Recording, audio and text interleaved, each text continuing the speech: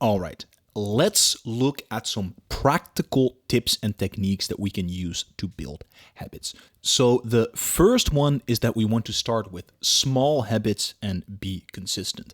If you want to build a workout routine, instead of saying I'm going to work out 90 minutes 4 times per week, how about you start with saying I'm just going to go to the gym, go in there, have a 10-minute walk on the treadmill, and that is me already doing this habit. I'm going to start small, and I'm then going to make sure I can do this consistently. I'm going to do that every single day. Like that, we start building this habit, and then as the habit is being ingrained, then we can start making it bigger and more complex.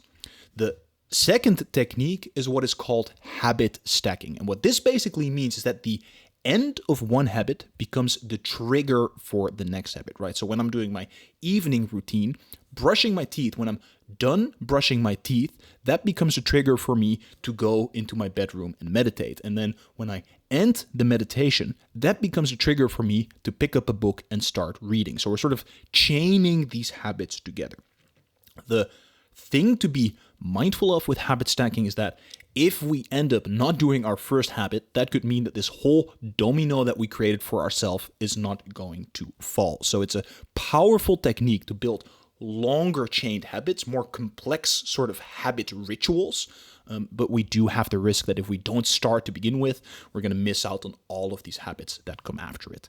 The third technique is called environment design. And what this means is actually designing your environment in such a way that it's optimized to stimulate a certain habit. So, for example, if I'm trying to lose weight and not eat as much junk food, instead of having chocolate chip cookies lying all around, I'm going to remove all of those from the environment.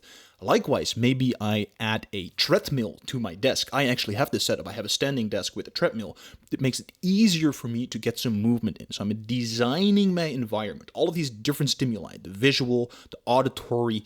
I'm designing that in such a way that it's optimized for me to perform this behavior, to build this habit. Next up, we have clear formulation. It's important to clearly formulate what are we trying to do. What is the behavior that I want to do? Where am I going to do it? At what time am I going to do it? In which environment, with which people, with which context am I going to do it? But also, how frequent do I want to do this? Is this going to be a daily thing, multiple times per day thing, a weekly thing? How long is it going to take? And the more specific that we are, the easier it becomes for us to recognize the triggers of this habit and then also to do it, because we know exactly in that situation with these triggers, this is the behavior that I want to do.